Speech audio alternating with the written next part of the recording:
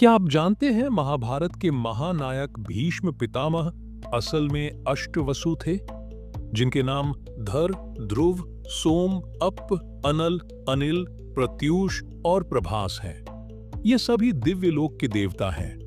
प्रभास अर्थात धौ ने ही श्राप के कारण पृथ्वी लोक में देवव्रत भीष्म के रूप में जन्म लिया था। प्राचीन काल की बात है, अष्टवसु अपनी पत्नियों के संग महर्षि वशिष्ठ के आश्रम में पहुंचे और आश्रम की दिव्यता को देखकर मुग्ध हो गए। उस समय महर्षि वशिष्ठ आश्रम में नहीं थे, केवल कामधेनु गाय की दिव्य पुत्री नंदनी गाय थी, जो अद्भुत चमत्कारी थी। 8 वसुओं को पता था कि दिव्य नंदनी गाय का दूध इतना उत्तम है कि जो इसके दूध का सेवन करता है वह 10,000 साल तक निरोगी रहता है।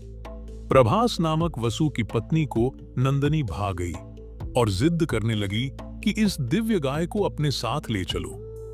पत्नी प्रेम में पड़कर प्रभास वसु ने अपने 7 भाइयों के साथ मिलकर उस दिव्य गाय को चुरा लिया और अपने लोक लेकर चले गए।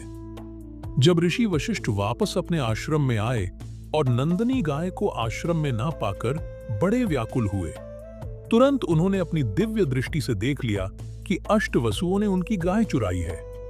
उन्हें बड़ा क्रोध आया कि देवताओं में भी मनुष्य जैसा लालच और क्रोधवश श्राप दे दिया। तुम 8 वसुओं को इस कृत्य के लिए मृत्युलोक में मनुष्य रूप में जन्म लेना होगा और इस अपराध का फल भोगना होगा। जब वसुओं को श्राप के बारे में पता चला तो वे तुरंत महर्षि वशिष्ठ के आश्रम में नंदनी गाय के साथ प्रकट को गए और अपने किए के लिए क्षमा याचना करने लगे। तब महर्षि ने दया करके कहा, मेरा श्राप तो अटल है, इसलिए तुम 7 वसु तो जन्म लेते ही मृत्यु को प्राप्त हो जाओगे और मेरे श्राप से मुक्त हो जाओगे। लेकिन 8वें वसु धौ अर्थात प्रभास को, जिसने गाय को चुराने की योजना बनाई, उसे पृथ्वी पर कई वर्षों तक रहना पड़ेगा। ना तो इसका विवाह होगा, ना कोई संतान होगी, लेकिन यह परम ज्ञानी, धार्मिक, यशस्वी और सबके लिए आदरणीय होगा।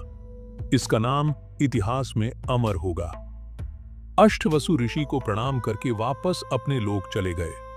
अब श्राप के कारण सभी वसुओं को माता गंगा के गर्भ से जन्म लेना था। विधि के विधान को पूरा करने के लिए एक दिन इक्ष्वाकु वंश के राजा महाभिष और अन्य देवता ब्रह्मा जी की सेवा में उपस्थित हुए। उस सभा में गंगा जी भी उपस्थित थी। सभी देवगण सृष्टि कल्याण के लिए ब्रह्मदेव से विचार विमर्श कर रहे थे। तभी हवा के झोंके से गंगा जी का वस्त्र उनके शरीर से हटने लगा। सभी देवताओं ने अपनी आंखें झुका ली, परंतु महाभिष गंगा जी को देखते रहे और गंगा जी ने भी अपना वस्त्र संभाला नहीं। दोनों की इस असभ्यता से ब्रह्मदेव को क्रोध आ गया और दोनों को पृथ्वी लोक में जन्म लेने का श्राप दे दिया। समय के साथ महाभिष ने हस्तिनापुर नरेश शांतनु के रूप में पृथ्वी लोक पर जन्म लिया और गंगा जी से विवाह किया।